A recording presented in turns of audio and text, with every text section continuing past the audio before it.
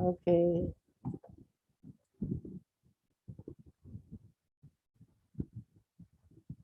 Okay, in just a few po. Okay. Sige. Okay.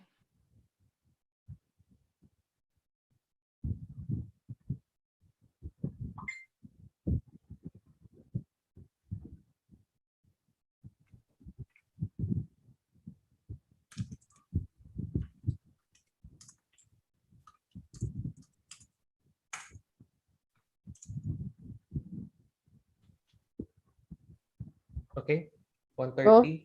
We'll start Okay. streaming. Admit. Okay. Admit na. Yes. Okay. Admit all. Go. Thank you, Jay. Thank you.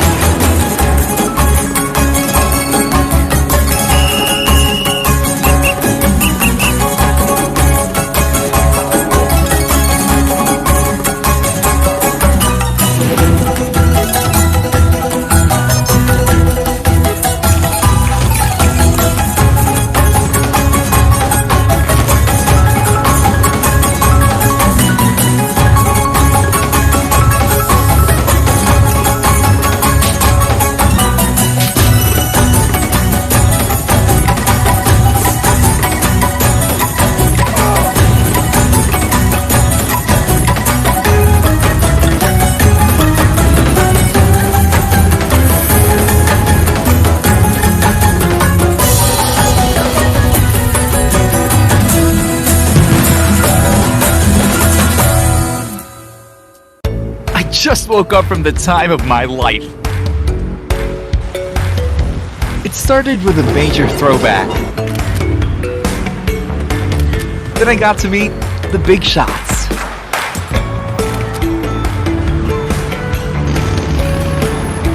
I found a sweet spot between cultures and hung out with the artsy crowd. I even picked up a few things along the way. After that, things kicked into overdrive. It started with a whirlwind through the streets, and unforgettable eats, a celebration of flavor in every bite, and an epic new party at every turn. The best thing about it here, the good times are never over.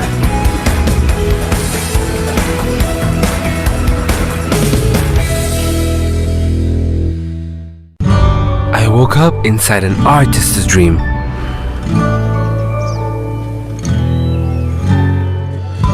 Where the paintings dance with every brushstroke, and works of art span from floor to ceiling. I witness masters at their craft who transform even the ordinary into exceptional.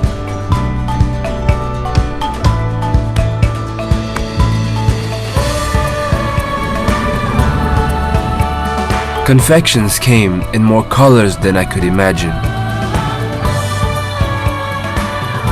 and a creative escape waited around every corner.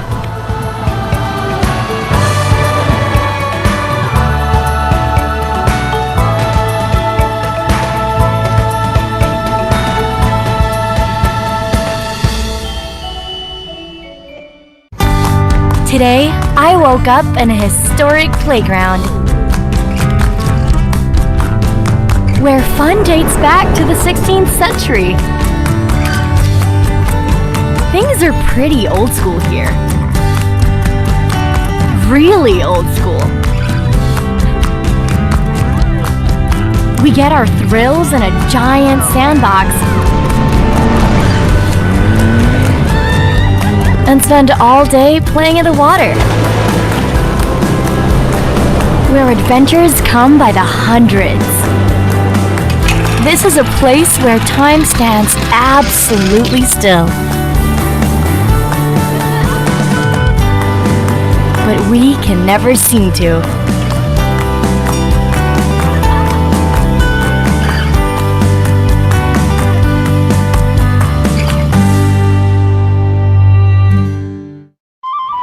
Today, I woke up at the edge of the world, where time can't reach. Tiny houses stand untouched by the present. Rolling hills drop off to whom knows. Customs are a little different here. Even the fashion is extraordinary. Every corner stands another wonder. Our own little world away from it all.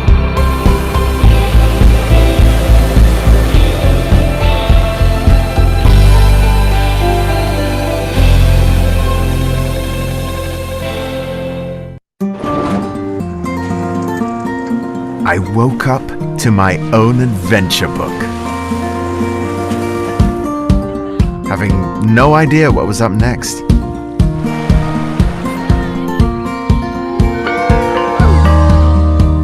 Each page was different. Every chapter, a new surprise. All I could do was go along for the ride.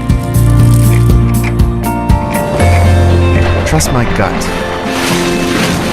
and let the story unfold. Because here, the best travel plan is to make no plans and just let life happen.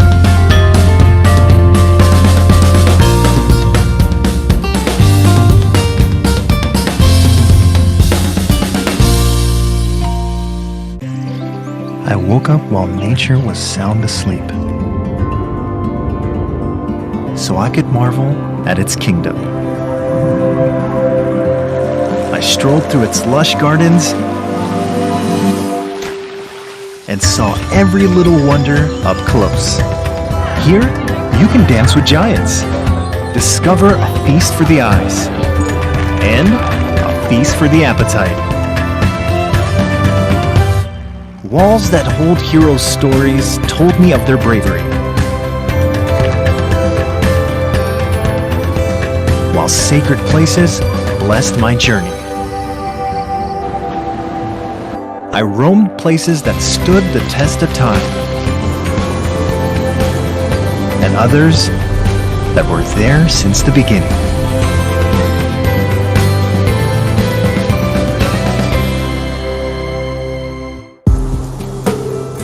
Once I woke up in a hidden place. Paradise unlike anything I had ever seen. And not the kind from fantasy, but one you could really sink your toes into. I walked beaches few had ever walked before, while the waves whispered their secrets. This place was my buried treasure.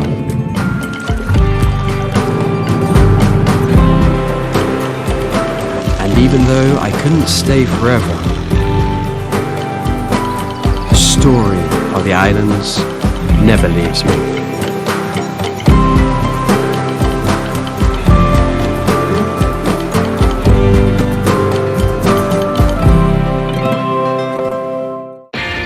I just woke up in a non-stop action scene, where we're always at the edge of our seats, defying gravity one moment to communing with giants and getting lost in the lights the next. After feeling the heat, and I mean really feeling the heat, we finally regained our balance.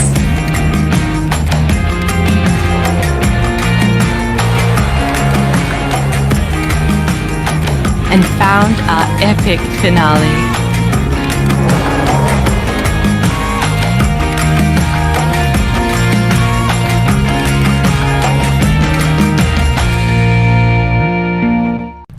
Clearer seas, brighter skies, and new travel experiences. We know you've missed this. So to help you imagine and create new getaways in our wondrous islands, we give you Travel Philippines, your official guide to safe and fun travel in the Philippines. Get official travel advisories and safety guidelines for a worry-free trip to the most travel-worthy destinations in the country. And rediscover a whole new Philippines featuring the best things to do, dishes to eat, and places to stay for a safe and comfortable holiday. Log in to create a profile and simply tap to save activities, tips, and articles to help you plan your trip. Securely upload important travel documents for easy, contact-free access. There's a whole new Philippines waiting to be discovered, and a whole new way to plan your safe, fun, and memorable getaway. Travel Philippines, your guide to safe and fun Philippine travel. Try it today. Visit app.philippines.travel. See you around the Philippines.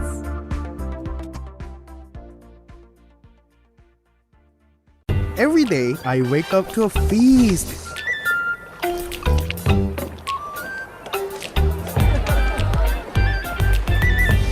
Where I can sink my teeth into history.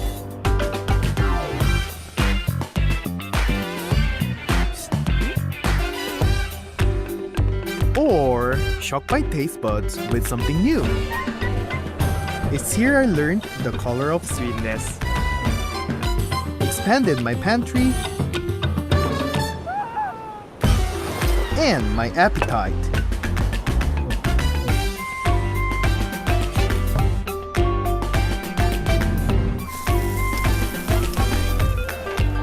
Every next bite only leaves you hungry for more.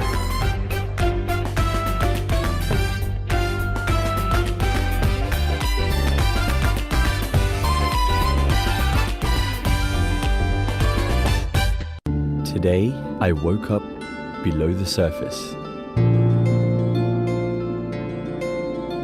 where I learned to face my fears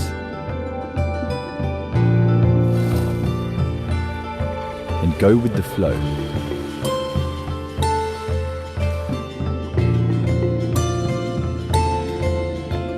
But it's when I came to appreciate the big and the small,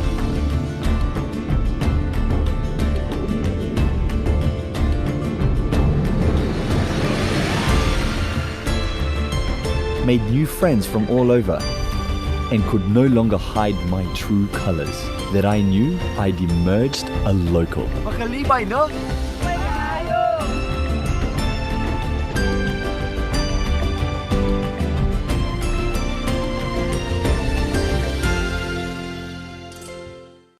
I woke up to worlds unknown.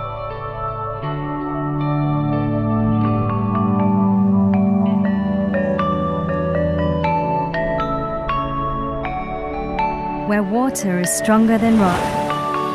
So I learned to sit back and enjoy the ride. Get washed up on a deserted island. Explore the locals' living history.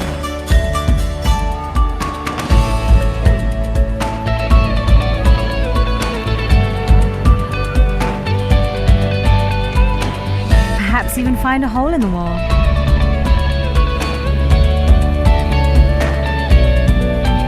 Or discover a whole new world to be on top of.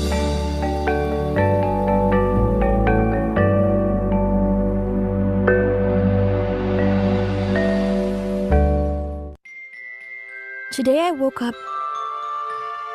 inside a kaleidoscope.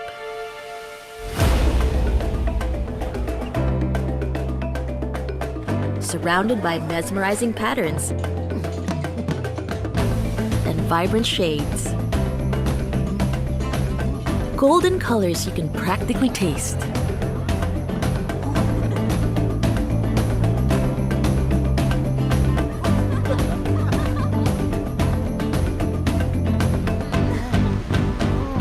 An endless stretch of powdery pink sand.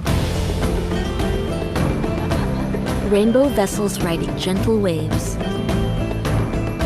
A technicolor dream just bursting at the seams. With ever-changing hues and views. But no fail, always a whole lot of fun.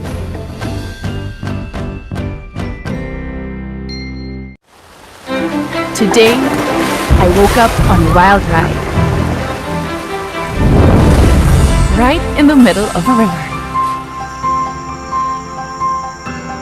It takes me to some pretty unexpected drops. I rode a bunch of highs and lows. I screamed at the top of my lungs.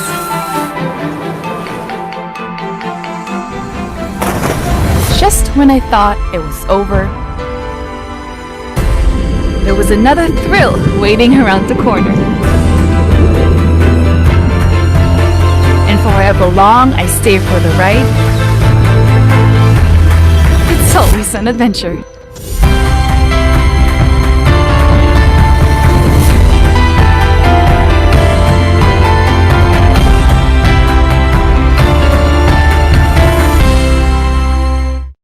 Today, I woke up where a bustling city sits in nature's splendor. Where a king stands proud and tall.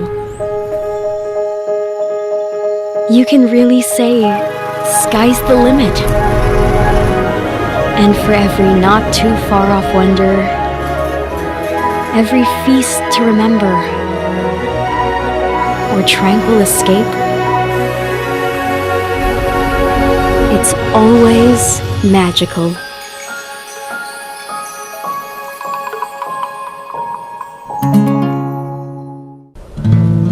Every day, I wake up in a sea of green. A place where everything grows. Even dreams that weave themselves into our style and art. Here the land is rich and healthy.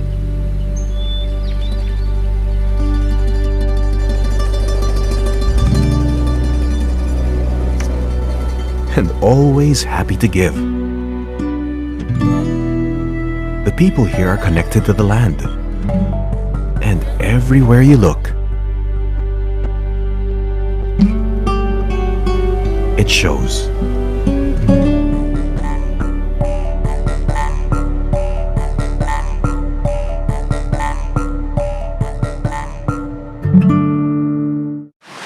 I wake up in a postcard every single day.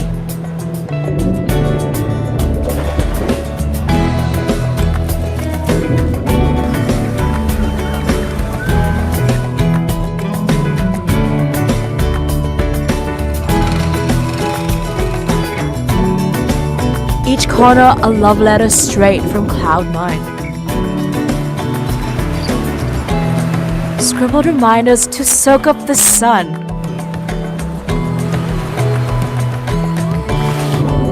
Everywhere's an invitation to come over.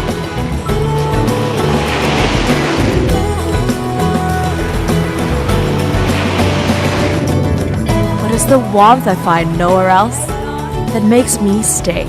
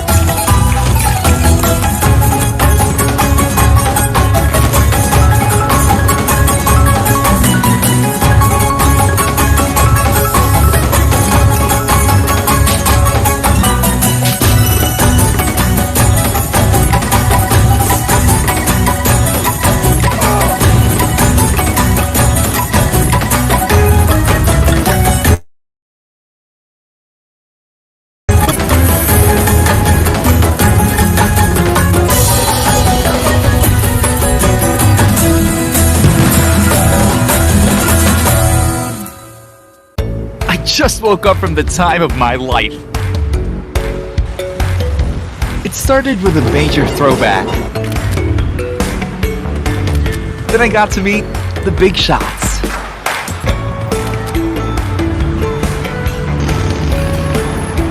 I found a sweet spot between cultures and hung out with the artsy crowd.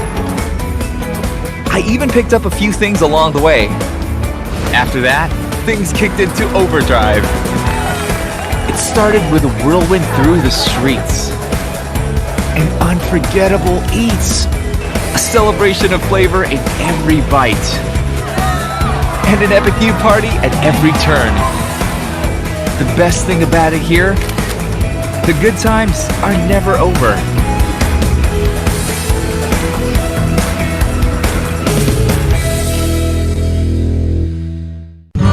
I woke up inside an artist's dream.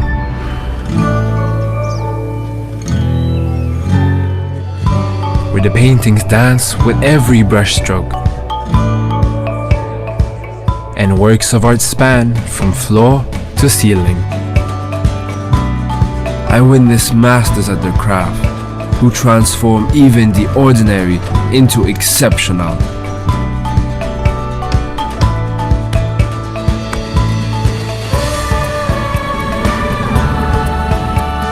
Confections came in more colors than I could imagine, and a creative escape waited around every corner.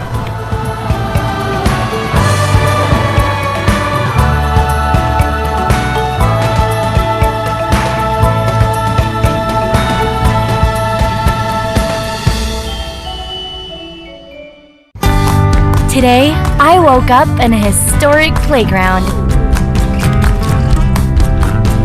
where fun dates back to the 16th century. Things are pretty old school here. Really old school.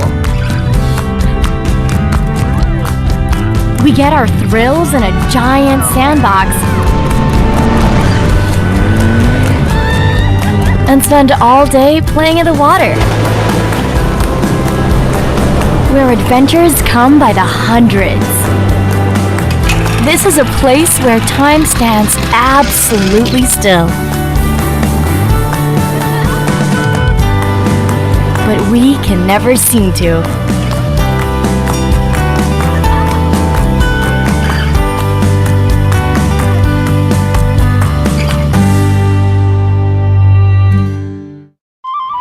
Today, I woke up at the edge of the world, where time can't reach. Tiny houses stand untouched by the present. Rolling hills drop off to who knows. Customs are a little different here. Even the fashion is extraordinary. Every corner stands another wonder. Our own little world away from it all.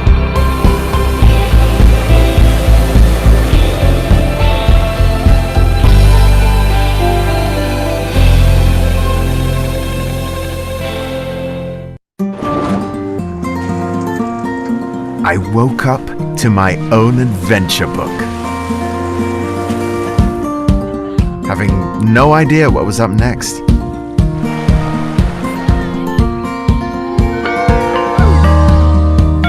Each page was different.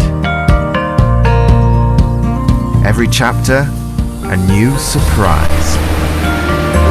All I could do was go along for the ride. Trust my gut and let the story unfold. Because here, the best travel plan is to make no plans and just let life happen.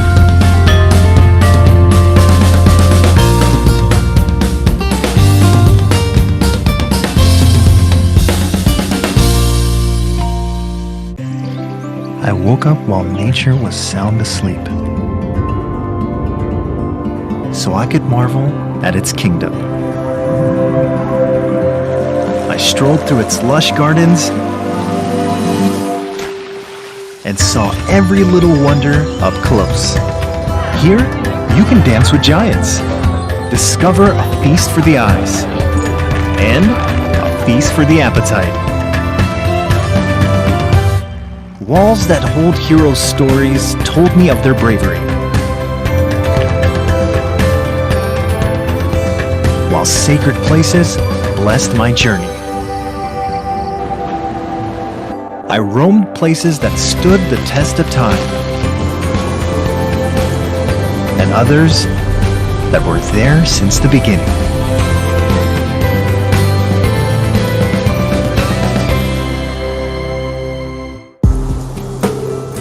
Once I woke up in a hidden place.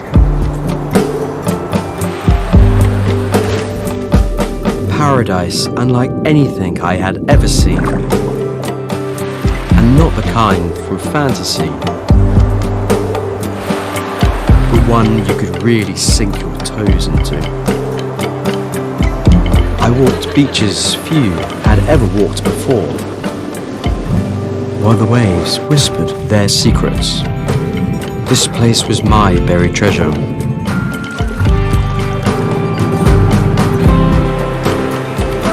And even though I couldn't stay forever, the story of the islands never leaves me.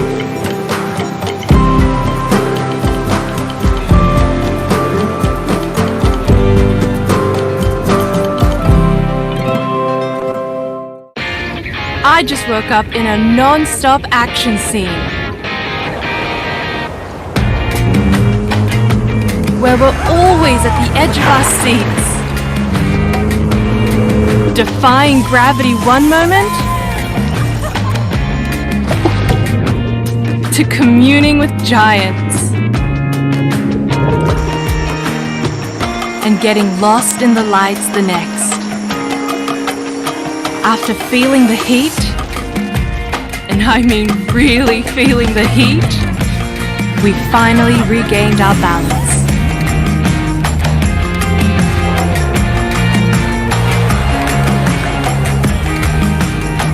And found our epic finale.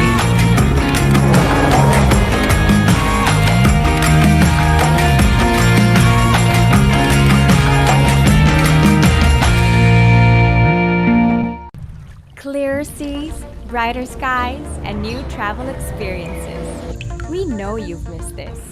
So to help you imagine and create new getaways in our wondrous islands, we give you Travel Philippines, your official guide to safe and fun travel in the Philippines.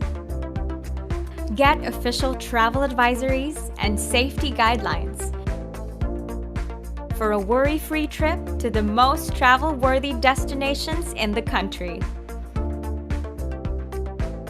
And rediscover a whole new Philippines featuring the best things to do, dishes to eat, and places to stay for a safe and comfortable holiday. Log in to create a profile and simply tap to save activities, tips, and articles to help you plan your trip.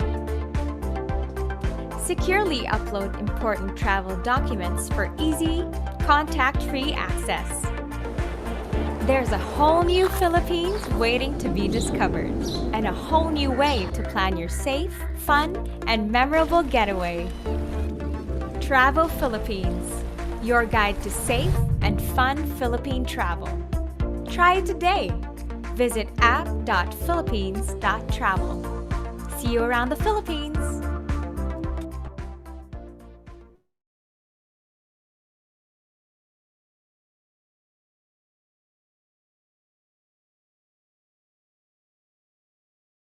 Before we start this forum, let us put ourselves in the presence of the Lord through an invocation to be led by TCP trustee Miss Cindy Marie Vera. This will be followed by the Philippine National Anthem.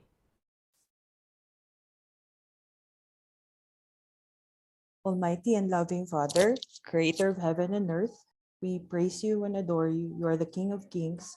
We humbly ask your forgiveness for our sins. We thank you for giving us another day and good health to be with our families and the opportunity to be gathered here today for our online forum. We thank you for our speakers who are present with us today.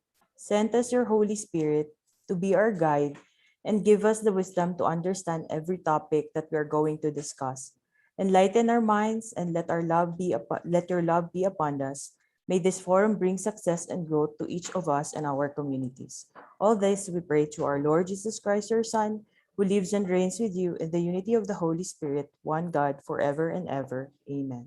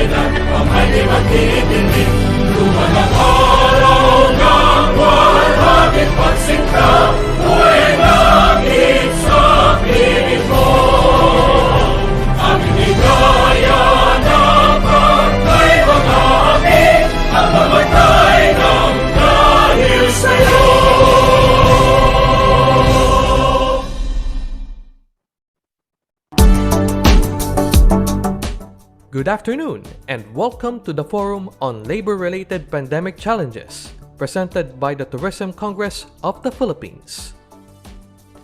Please welcome your host, the Public Relations Officer of the Tourism Congress of the Philippines, Mr. Bob Zozobrado.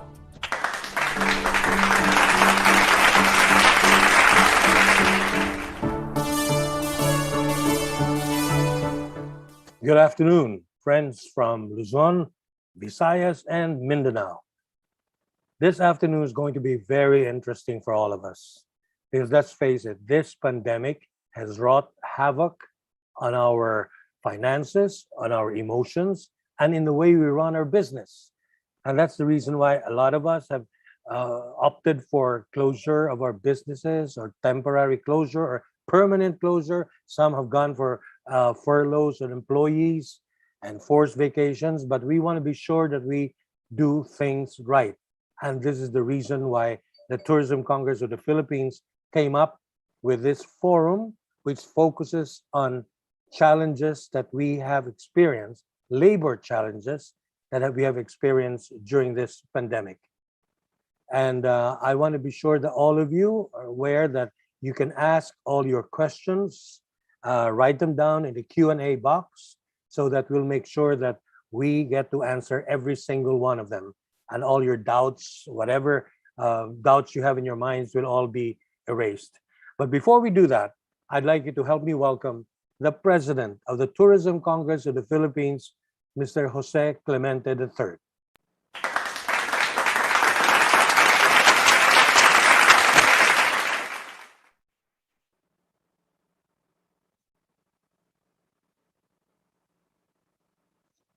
Thank you. Thank you. USEC Attorney Ana C. Dione, ASEC Dominic Tutay, and Attorney TCP members, fellow stakeholders, good afternoon. Thank you very much to spend your afternoon with us to discuss labor-related concerns that we may have in the wake of the pandemic. And as we continue to move towards a restart of the industry, we have now, most of us have been under different situations, different circumstances in the last year and 7 months. And we hope, and we do know that there are labor concerns that are in your minds, and we decided to hold this forum to be able to answer questions or to address those concerns that you may have. And we are quite fortunate this afternoon to have not only one but two officials of the Department of Labor and Employment. And of course, we are also joined by Attorney Eliseo or John Zuniga Jr., who is a labor lawyer, to also answer some of our questions. Um, as Bob mentioned earlier, should you have any questions you would want to ask our resource speakers this afternoon, please feel free, type them into the chat box. We know that there will be a lot of questions following this, the presentations of our esteemed guests this afternoon. Um, with that, let's not prolong the ceremony, and we would like to ask everyone to please listen carefully, ask whatever questions you have. This is the perfect opportunity for you to have your concerns addressed by the appropriate people. So with that, I wish everyone a very good afternoon and a very productive afternoon as well. Thank you very much. Thank you, Joe. Okay, as Jojo mentioned earlier, we are very lucky that we have two of the superstars of the Department of Labor and Employment with us today to answer all the questions that we might have. And let me tell you about something about our guests. Attorney Ana Dione is a certified public accountant as well as a career executive service officer, CESO 3, and a member of the Integrated Bar of the Philippines, Baguio Chapter. She started her career in the Department of Labor and Employment as a senior clerk and continued to rise from the ranks, serving as Labor Standard and Welfare Officer, Senior Labor and Employment Officer, Chief Labor and Employment Officer, Labor Attaché Designate in Brunei Darussalam, Director 3, Director 4, and eventually Undersecretary in various DOLE offices. She has long years of experience and exposure in DOLE, regional operations, policy and program development, and overseas operations. She is currently Undersecretary for Regional Operations, Labor Standards, and Special Concerns. Our other guest is Assistant Secretary Dominique Rubia Tutay, who earned her Master's in Development Education from the University of Santo Tomas and her Master's in Development Planning from the University of Queensland in Australia.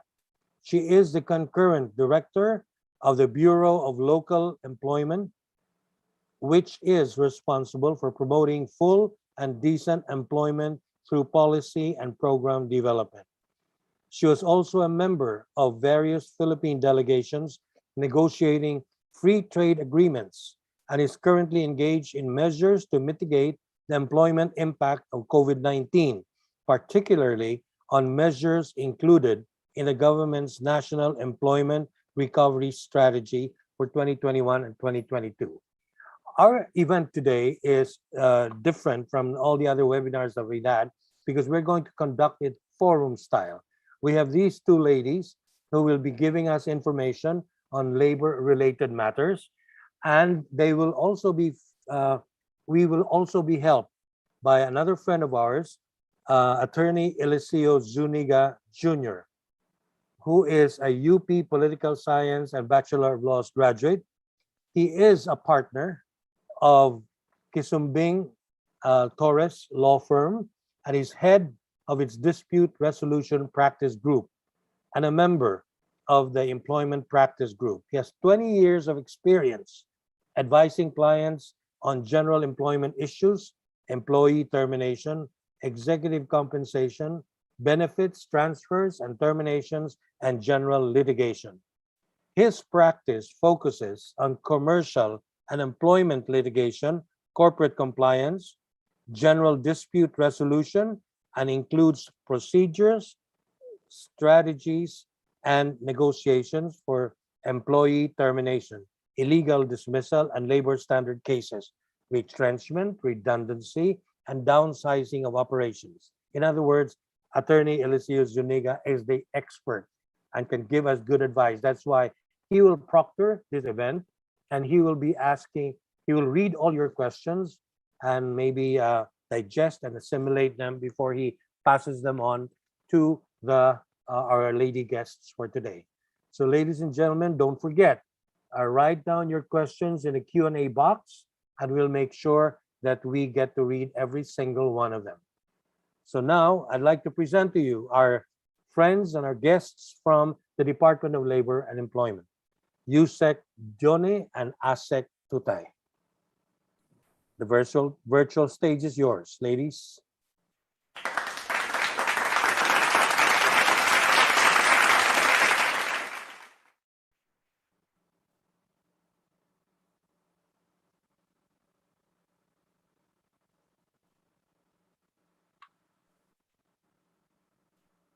Thank you. Thank you, Bob, and thank you to everyone that is in the room. Hello, Attorney Soniga. Nice to see you. I cannot see you in the screen, but I know you're here. Dapat, Sir Bob, siya na lang ang speaker niyo, Attorney Soniga. Anyway. Hello. He will help us. He will ask the question. We met many times, several times. So nakita ko nga siya, sabi ko, dapat siya na lang ang magsasagot ng mga tanong ninyo. But kidding aside, thank you very much for inviting the Department of Labor. We really hope we could be of help, especially your topic, labor-related pandemic challenges. I really don't know, but we really hope that we could be of help so that your time wouldn't be wasted this afternoon. Asik Nikki? Okay, thank you very much, Yusek Ana, and good afternoon, Bob, and sa lahat po ng mga nandito po sa ating online platform for this, what do you call this, webinar, whatever. So, siguro this is my third time to speak in front of the tourism group, especially the one being organized by Bob. So siguro we'll just provide you a glimpse of where we are now in the pandemic, and we'll dive into the Q&A later on. I know, kaya po ako nandito, my role is to make the presentation, but Yusek Ana will do the answering of your questions, and so with Attorney Zuniga. So if we can request to share po yung aming brief presentation. This will just be brief, maybe updates on where we are at the moment. So I mentioned pangatlong beses na po namin ito with your group. So we do hope that you'll be able to learn new information that the government is doing in terms of responding to the COVID-19 pandemic. So looking at the outline of the presentation, we just have few slides, and we'll talk about how the pandemic has really affected our economy and our employment. We're into more than a year already from this pandemic, and we'll see how it really affected both our growth in the economy and employment, and then what are the responses of the Philippines in terms of the policies and programs. I know that some of you or most of you have already been benefited, hopefully, by the different programs that we have implemented. And then moving on, we'll share with you the National Employment Recovery Strategy, which is the country's labor market blueprint towards economic recovery. Because what we want is really to push quickly, sana, as much as possible, yung pong economic recovery. But I know that we're being halted also by the different variants of the COVID-19. Okay, let's look at the situation in terms of our economy. Next slide, please. Next slide. Yan. We can say that we're out of recession. I myself am surprised because we were able to gain back to 11.8% in terms of our gross domestic product. And ito po coming from the 5 quarters na talagang negative po yung ating ekonomiya since the lockdown in April of 2020, we were able to bounce back at 11.8%. Maski ako po, hindi ako makapaniwala saan ba nanggagaling itong growth natin na ito na bigla na lang talagang nakita nyo yung V-shape na yan in the graph, talagang malaki po yung talon natin. And hopefully we will be able to sustain that, but I know nakakatakot pa rin because sa ngayon meron tayong ECQ. Ang ating pinanggagalingan na last ECQ was in March of 2021, and then we thought na okay na tayo, and then come August, nag-ECQ tayo because of the Delta variant. Okay, next slide please. In terms of employment, I can say that we have recovered already gradually from the 2020 figure of 89.7 since January of this year until June of midway po of the year, tayo po ay nasa level ng 91 to 92% in terms of our employment rate performance. So that's a big recovery na po coming from the 89.7% for the average of the 2020. In terms of unemployment po, we are maintaining at the level of around 7%. From the 10.3% in 2020. But if you look at the 7.7% ngayon, we are still way far from where we were pre-COVID period. So malaki pa rin po yung bubunuin natin because if you would see in the figures, that's 3.8 million people still out of employment because of the pandemic. And also, even if people are in employment situation, ay marami pa rin po yung tinatawag po natin na underemployed at 6.4 million or 14.2% as of June 2021. So that's the scenario. We'll look at the different responses of the government, particularly po of the Department of Labor and Employment. So you were familiar with our 3 programs for the formal sector, informal sector, and also our returning OFWs. So overall, from the Bayanihan 1 and Bayanihan 2, we are able to assist more than 4 million workers with total disbursement of 21 billion pesos. So alam natin, naglaps na rin po yung Bayanihan 2 noong June 30, 2021. And now there is a discussion na bubuhayin po yung Bayanihan 3 because of the impact of the another ECQ, not just in the National Capital Region, but also in other parts of the country. Okay, next slide, please. In terms of our policy issuances, you would note that in 2020, ang focus po ng ating mga advisories and guidelines are on the flexible work arrangements.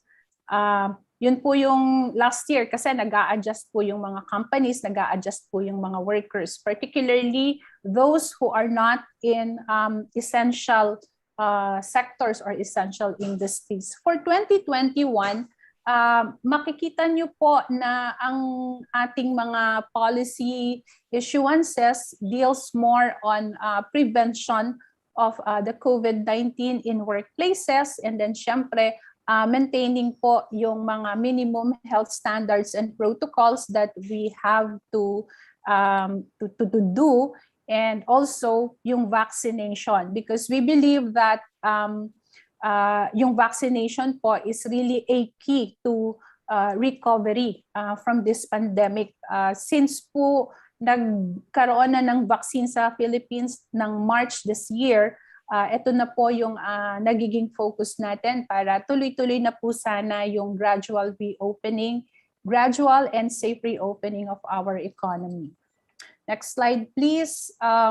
Still, DOLE and DTI maintains its policies in terms of yun pong health standards, yung mga allowable operations in the companies, allowable sectors, and kung ilang percentage ang po pwede on different quarantine levels. We're also focusing on safety seal certification program para po naman ma-encourage po natin yung ating mga companies to really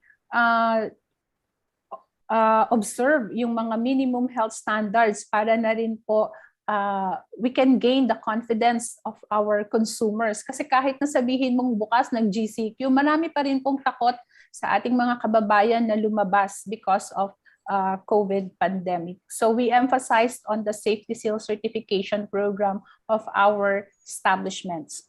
Okay, next slide please. Recently po, nagkaroon ng mga discussions on the entry of foreign workers here in the country. You would note na marami po tayong mga binaban pa na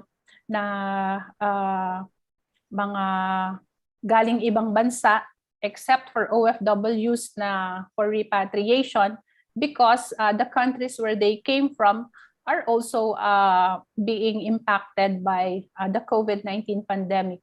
But specific to the entry of foreign workers, we used to issue travel ban exemptions for different foreign nationals who intend to come to the Philippines on different, iba-iba po ang kanilang reasons for coming in. Yung iba business, yung iba work, yung iba naman po ay parang business prospects. Tinitingnan po nila yung mga ganitong aspeto sa Pilipinas.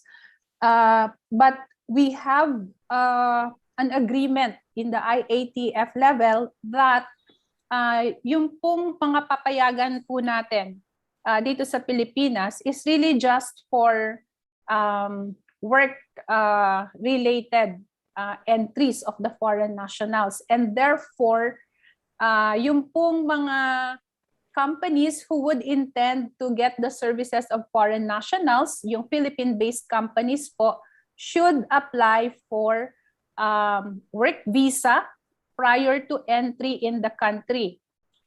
Note that the current regime natin po ay we allow conversion of tourist or 9A visa to working visa. But it has been the policy of the IATF and the technical working group on travel ban na ang papayagan lang po natin ay yung mag-a-apply na lang for 9G visa and including the 47A2 because we have ano naman po parang government to government agreements when it comes to government projects where foreign nationals are also required to fulfill the contract and the service. Okay, next slide, please. We focus now on the National Employment Recovery Strategy. You would note that the President has signed EO number 140 on June 24, 2021. This really provides for the institutionalization of the task force on the National Employment Recovery Strategy and adopting the policies and programs towards the recovery of the pandemic-struck labor market. So the nurse task force is being headed by Secretary Mon Lopez as chair and with Secretary Bello and Secretary Sid La Peña of TESDA as co-chairs of the nurse task force. And we are about 20 national government agencies composing the task force. Okay, next slide, please. We have this 8-point employment recovery agenda under the nurse task force and a budget allocation of 1.14 trillion pesos. And we have a proposed budget of 24 billion that's specifically for the wage subsidy for the private sector workers. And we're targeting that this 8-point employment recovery agenda will be able to reach 1.4 million beneficiaries in form of subsidies, in form of training, and other assistance in the recovery process. So you would note that in the 8 employment recovery agenda, nandyan po nakafocus yung pag-recover po ng business, pag-recover din po at pag-retool ng ating mga workers, and also labor market employment facilitation. So that will be the track of the nurse task force in the next hanggang 2022 po, hanggang sa administration po ni PRRD. But having said that, we also engaged the private sector and also the labor sector, who also came up with their respective agenda towards recovery, which the nurse task force is also supporting.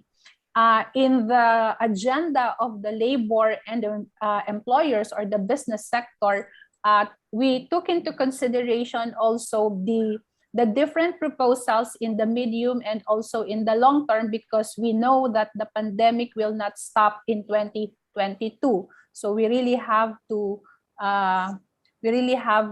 be prepared in all our programs and strategies to combat the impact of the pandemic. Okay, next slide. We also partnered with the Employers Confederation of the Philippines, or ECOP. You might have heard about the 1 million jobs project for 2021, and this was this emanated during the 42nd National Conference of Employers last June 30, where there was a signing of that commitment from the private sector and the nurse task force. So ito pong 1 million jobs project ay hinged on some of the wish list of the private sector for them to be able to recover. Number one of which is the vaccination program. So yun po, hinihiling nila, ma'am, kaya namin mag-contribute ng trabaho, but please help us in terms of the vaccination program, kasi nga yung access nila sa vaccine ay limited pa rin lamang po. Pangalawa, they also requested assistance from the government in terms of the transport problem. Kasi yun yung nagiging balakid sa atin din pong mga kababayan para po sila ay makapunta doon sa kanilang trabaho. These are just some of the wish list, and of course there are other wish list, yung pong especially related po doon sa benefits from the CREATE law, particularly for those in the economic zones. So medyo yun, challenge pa po yun, but we have supported the private sector on their recommendations with regard to some of the provisions of the CREATE law. So I think my last slide will be how do we move forward towards a safe and better normal. Of course, we still emphasize yung strict implementation of the minimum public health standards, continuous rollout of the vaccination program, and then support for business through available incentives, and also upskilling and retooling initiatives to empower our workforce. I know that the tourism sector hardly recovers, and therefore, what do you do with the so many talents that you have from the sector? So you might be interested to avail of the retooling and the upskilling of your workers, so that we will be able to transition them to other skills needed by other industries that have vacancies in the labor market. So I'll stop from there. Maraming salamat po sa inyong lahat. Okay, thank you very much, Asek Nikki. And we will now be helped by attorney Eliseo Zuniga Jr., who will be asking us, helping us ask all the questions that we might have. Attorney Zuniga? Thank you, Sir Bob. Good afternoon, everyone. And good afternoon, Yusek Ana and Asek Nikki. As mentioned by Sir Bob, I'll be moderating this afternoon's panel discussion with our two distinguished guests, and also providing my inputs from the perspective of the private sector.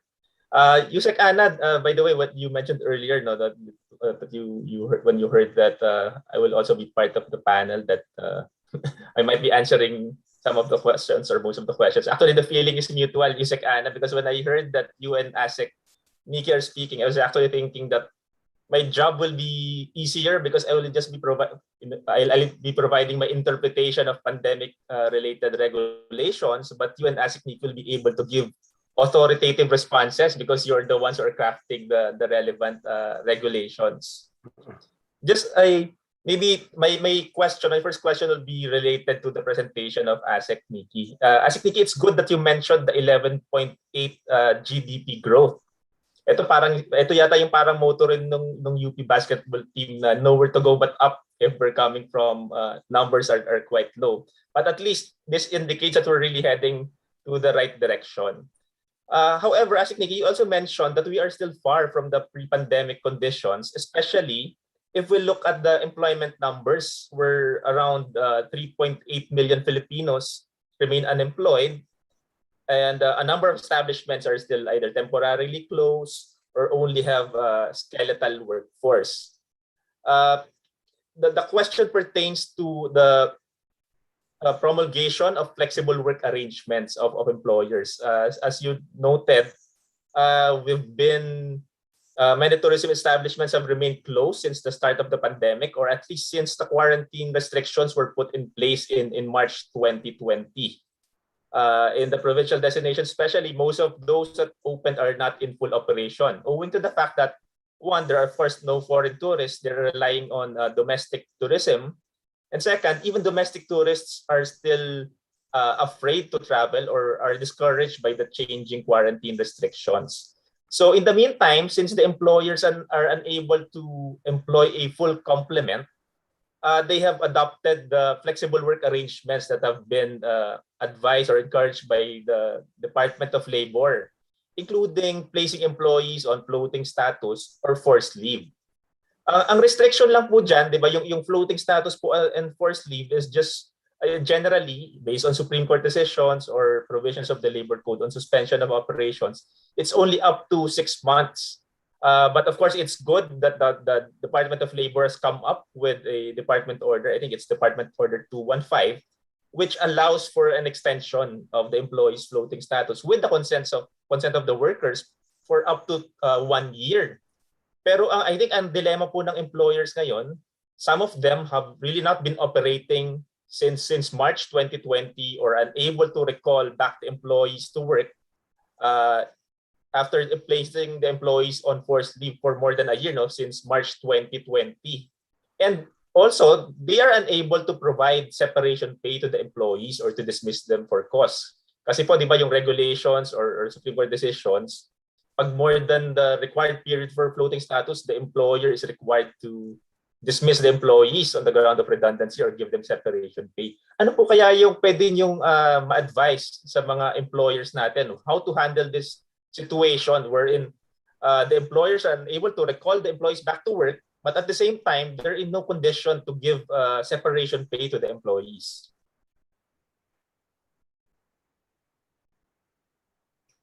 Well, sabi ko na nga, ikaw makakasagot niyan eh.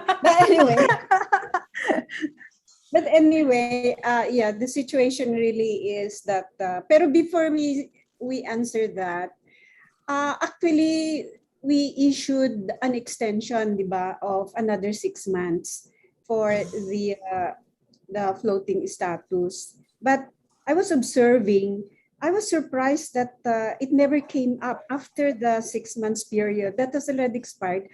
After the 6 months period, I didn't hear from any sector at all for a clamor for another extension. So having said that, I think my answer would be by the books, meaning if you were not able to recall them, I think the proper thing to do there is to pay them separation pay. But another problem there is what if you cannot? So therefore, our advice there is you negotiate. Basta number one, separation pay should be paid, computed and paid. But how to pay it, like one time ba lang yan or depending sa financial status ng company, the workers may be able to agree on a staggered payment. But usually, pagka staggered payment, it shouldn't go beyond 6 months also. not there very long. So ganun lang ho yun. We cannot escape away from our obligation of payment of separation pay. Meron po ba kayong, well, do you have plans of at least providing a separate advisory? Because as I recall, you have also this advisory number 6, which was issued prior to the pandemic, requiring employers to give separation pay or final pay of the employees within 30 days from effective date of dismissal. So it's good that at least you're recognizing that because of the pandemic, given the situation, there might be instances wherein the employer cannot really strictly comply with this 30-day period for paying the employees. So maybe it might be helpful if do you have plans of coming up with advisories, at least recognizing this option for employers? At the moment, we are not discussing that because it is not, kumbaga, alam niyo naman, the process is that if there are position papers or if there are clamors. But at the moment, I don't hear any clamor. I'm not sure whether ASEC Nikki in the other discussion groups lumalabas yan. But in the labor sector, the formal ones, wala kami naririnig. On the, you're referring to the staggered payment of separation pay? Yes, ma'am. Yung staggered payment po. Because that might not be strictly compliant with Labor Advisory number 6-19 po yata yun, no? Yung 30-day period for paying final pay. Pero that's what in reality, when we resolve complaints, that's what we really advise. Kasi yun yung mas realistic. Number one, you don't do away with your obligation, but recognizing the situation, then agreement. Basta the workers, we explain to the workers, there's an agreement. Usually ganun ang ginagawa naming mag-solve, but putting it in a labor advisory, I'm not sure. It's good, Yusek Ana, no, that there's this recognition na hindi naman tayo purely legal na ito yung provided by law, tapos wala na tayong recognition of what's happening on the ground or the current circumstances. Actually, ma'am, it's good that, but I also have certain responses that I give to clients when asked this question. Maybe you can also confirm whether this advice is also feasible. So there's this limit to 6 months or up to 1 year with the consent of the employees to be on forced leave or floating status. And in the meantime, the employers really cannot recall them back on a full-time basis or even on a rotating basis. No? Yung iba meron tayong, sa flexible work arrangements natin, meron tayong reduced work hours or rotation of workers or reduced work week. What if kung hindi pa nag-ooperate yung employer, maybe they can require the services of their employees for a temporary period of time, either maintenance of the facilities, or baka may instance na makapag-open sila sandali kung mag-isa na yung quarantine restrictions pero hindi pa nila kaya talagang sustain, or baka pwedeng weekends, some of the tourism establishments might be able to open on weekends. But they'll be able to hire the employees maybe for a very limited period of time, 1 month for instance. Pagkatapos po ba nun, back to zero na ba yung counting natin? Pero at least just to avoid reaching that 6-month threshold or 1-year threshold. Well, yung situation that you are mentioning, I guess that would fall under what we really call the general term of flexible work arrangements.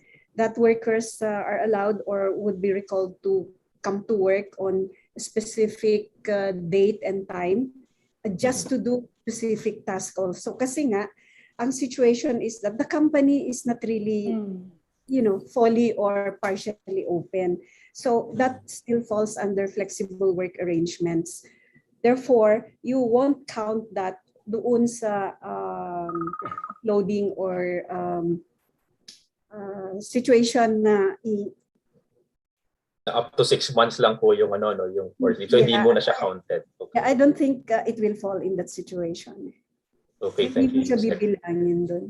Kasi may mga cases din, ma'am and sir, na halimbawa kung 1 year na walang operation, tapos yun sir, sasabihin nyo na for a month or for 2 weeks, pwede nyo silang tawagin. But you cannot also keep them from looking for a part-time work. Kasi yun yung nagiging arrangement ng iba. They will allow their workers to do some part-time works in other sectors or in other companies, but they are still employed in your company, for instance. Dun po sa kanina na yung mga on separation pays and all, ang wala po talaga, tama si Yusek Ana, wala talaga siyang yung talagang clamor, but there are instances now we are being consulted also by company owners. And so yun po, advice lang namin sa kanila na talagang they have to talk to their workers of the situation of the company, and that the separation pay cannot be afforded to be given one time, and therefore it's staggered, provided that the worker would really agree on the arrangement for the payment of the separation pay. Okay. Asik Nikki, good that you mentioned the employees, workers. Of course, we cannot expect them to just remain in their homes if they are on forced leave by their original employers, and they can maybe look for part-time employment. But I think this also gives rise to some questions by their original employers. So if they are on flexible work arrangements, so in the meantime they're working for another employer also. What if they're recalled back to work by the employer, pero syempre hindi naman din ma-promise ng original employer na pag ni-recall namin kayo, tuloy-tuloy na tayo, full-time na tayo. So maybe 2 weeks or maybe 3 days in a week or maybe yun nga, limited period of 1 month. What if they're not available? Kasi nga, in the meantime, they're working for another employer. Would the usual procedure for abandonment or paano ba? Magre-return to work order by yung original employer? And if they cannot report back to work, syempre yung original employer, kailangan din naman niyang ayusin yung manpower complement niya. Is the employer authorized to let them go or dismiss them for failing to report to work? Oo. Sir, dapat bago po natin payagan yung ganong arrangement with the employee, malinaw po yung magiging patakaran ng company so that alam niya rin kung saan siya lulugar kung sakali na meron na po silang recall order. We are also faced with so many queries that nire-recall na ng mga employers yung workers nila. Ayaw naman mag-report nung mga worker kasi natatakot. So, alam mo yon, you have to draw the line kailangan agreed by both parties, and they would know the consequences whenever there is an action on the agreements that have been made between the employer and the worker. Thank you, Asik Nikki. And so also maybe for the employers, we should also bear in mind that there is no hard and fast rule pag dito. No? Kailangan tingnan yung good faith ng employer or yung reasonableness ng directive. Kasi yung ground natin, if we will subject the employee to disciplinary action, yung ground natin is willful disobedience of the lawful directives of the employer. So in the first place, we need to find out, ano ba, reasonable ba yung directive ng employer or lawful ba siya? Kasi kung bibigyan mo yung employee ng 1 day's notice na bumalik ka sa amin, pero wala namang guarantee kung gaano katagal yung pagbalik, syempre, mahirapan din naman yung employee or it was just trying to look for alternative employment in the meantime that we're unable to employ them or pay them their regular salaries. Yusek and Asik, yung next question ko po, this is based on a question by Mr. Anjo Villanueva. Doon po tayo sa vaccination in the workplace, no? It is good that the IATF has classified tourism workers as A4 in the vaccination priority list. And some destinations are already vaccinating employees of tourism establishments. And I understand there are also even efforts to create green zones or areas that may be considered relatively safer since employees of tourism establishments and even the residents are vaccinated, because the idea is to encourage tourists to visit these places or green zones to jumpstart the tourism industry. And the rate of vaccination appears to be an important factor that tourists take into account whether to visit a place or to book a hotel or a resort. But not all employees, unfortunately, are willing to be vaccinated. The question is, are employers allowed to exclude non-vaccinated employees from, for instance, work schedules on the ground that one, they might be endangering the safety of guests and co-employees, and two, they are adversely affecting the business viability of the establishment if the tourists would prefer going to the establishments where employees are vaccinated. How would I say? Anong isasagot ko dyan? Very brief, Attorney Zuniga. The Secretary has always been interviewed on that at iisa lang naman ang sinasabi niya that employers cannot do that. No? Discriminatory yan. Basta ang sinasabi niya, you encourage your workers to get vaccinated. On the other hand, ang problema din kasi natin, baka mapagalitan ako dito, medyo mahirap bang magpa-vaccine or ibig sabihin, hindi siya available sa lahat. Medyo nahihirapan nga eh. Sometimes baka ang sinasabi ng isang worker ayaw niya pero talagang nahihirapan lang siya. So yun yung binabalanse natin na we may do that if the vaccine is readily available. When we say that, yung bang scenario na sinasabi nila sa ibang bansa that a person can just go to the drugstore and buy the vaccine and have it be administered. Parang ganun, but we cannot do that right now. So talagang huwag po ninyong gawin yan. It will really create a problem. Well, I can understand, ma'am, the reason, the rationale for that. Especially now nga, as you mentioned correctly, hindi pa naman readily available yung vaccines. Even if the employees want to, they might not be able to get themselves vaccinated right away. Pero yan po, ibig sabihin po ba yan that this current regulation is not really cast in stone? This is based on the assumption that at this time, employees and employers might not have ready access to vaccines. What if in the near future, hopefully po, in the next few months, once siguro yung mga initial access or ready access to vaccines, the first world countries are able to fully vaccinate their people or their population, more vaccines become available to the Philippines, and everyone who wishes to be vaccinated gets vaccinated, or there's no mga private entities or employers dumating na, and yung employer mismo, meron siyang pinurchase na vaccines for their employees, readily available na, enough for all the employees if they wish to be vaccinated. Do you think the Department of Labor will recalibrate this policy of no discrimination against employees who do not wish to be vaccinated? I'm speaking on the basis of yung sinasawag na police power of the state. I think there's this 1905 decision of the US Supreme Court, and at that time we are still under the US, so parang pwede naman natin i-cite yan, na as part of the police power of the state, they can enact measures that will promote public health and safety.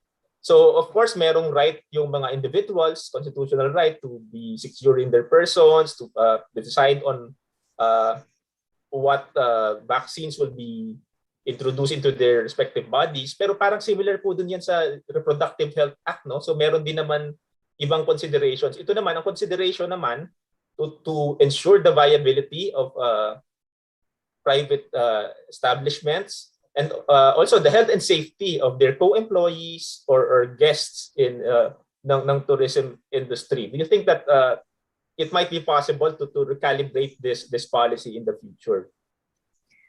Well, nothing is impossible if the condition changes. Kasi meron na tayong batas na already batas natin na nagbabawal nga to require vaccination in employment. If we have that law, it can always be amended.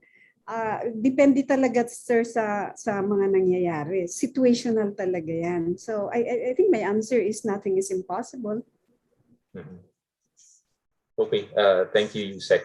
My next question is based on the question of Mr. Pat Alberto.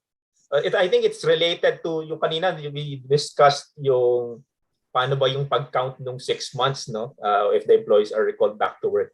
Ito naman, tenure naman ng employee. I think this is a bit different. The scenario is the employees have been let go at the start of the pandemic. So if my understanding is correct, based on the question of Mr. Pat Alberto, hindi sila floating status nito.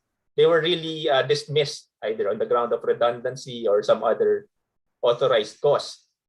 And then, siguro, hopefully in the coming months, if things improve, the employer will be in a position to hire them again. Will the employees be hired on zero tenure kasi new hire sila? And would the employer be allowed to engage them or the workers as probationary employees before regularization? Based on the principle na pag new hires, pwede ka naman, there's the employer's the prerogative to hire workers on a probationary basis. Dadagdagan ko pa nga ang tanong kunyari yung na-dismiss na worker ay say 20 years na. Siyempre medyo mataas na yung sweldo. So na-dismiss during say April in 2020 at the height of the pandemic. And then sa ngayon, medyo kailangan ng company yung skill niya, so i-hire niya ulit. So we'll go to now the question, new hire siya. Obviously, di ba attorney, obviously, new hired siya because nawala na yung employer-employee relationship niya na first rendering 20 years in service and hopefully naman ay all the benefits provided for by law were attended to, paid. O, di ba? And then, say few months passed, kailangan pala yung skill niya. Legally, he is considered new hire. Back to zero. Yes, ma'am. Siguro idagdag ko rin doon, yun naman kasing tenure before ng employee, na-recognize naman yan. No? When the employee was dismissed on the ground of redundancy, his or her previous tenure was recognized through the payment of separation pay, which is normally computed based on the tenure or number of years of service. So kung mataas yung sweldo before ng employee, matagal na siya sa kumpanya, so dapat nabayaran siya kung compliant yung employer ng kung redundancy yung ground, 1 month per year of service based on his salary at that time. So kung sakali, parang he's like any other new hire if he gets hired again kasi na-recognize na naman yung previous tenure niya. It's a different matter. I think yun nga yung sa floating status na wala namang recognition ng tenure before kasi hindi pa naman nababayaran ng separation pay yung employee. So I think dun sa question na yon parang pwede po, no? Siguro ma'am yun lang ang issue ko lang doon yung sa probationary employment, which is a trial basis for supposedly for the employer to check the fitness of the employee for regular employment. Of course, on the principle na new hire, dapat pwede pa, pero pwede rin sabihin ng employee, alam niyo naman na yung performance ko before. Is the employer still in good faith if the employee is being hired on probationary basis?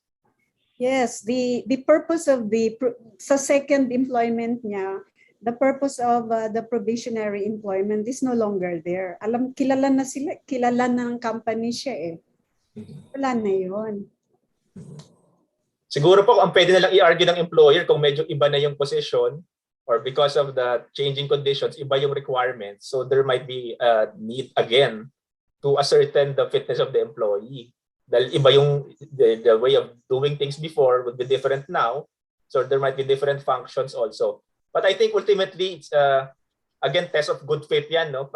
While we can argue this based on legal principles, it might have to be decided on a case-to-case basis. Pero yun nga yung general rule na sinabi ni USEC, kung alam naman natin before na ito na yung performance niya, baka naman pwedeng wag na nating i-hire as a probationary employee. I think the related question on rehiring by Miss from 8990 Holdings, Miss Elisa. She's asking, will they'll be rehiring an employee on a flexible work arrangement, 3 times a week with reduced pay, but the employee refuses the recall order given the reduced compensation. And she's asking what's the next step for the company. Siguro po i-clarify lang natin yung sinasabing rehiring kasi parang pag ni-rehire parang ang implication the employee was previously dismissed pero the question mentions flexible work arrangements. Siguro po pwede nating himayin yan, dalawang scenarios. Yung isa, yung rehire, interpret natin na nire-recall back to work. So walang dismissal. And then yung recall nga lang, hindi full-time. Flexible work arrangement. Siguro po doon muna tayo sa scenario na yun. Use again and ask it. Okay, sa scenario ha na teka muna, flexible work arrangement. When you say flexible work arrangement, there is no such thing as rehire, di ba? Dapat po hindi rehire. So ito po ay recall siguro po yung na-envision natin muna doon sa scenario na to. Sige. So I envision parang naka-forced leave sila before, walang dismissal,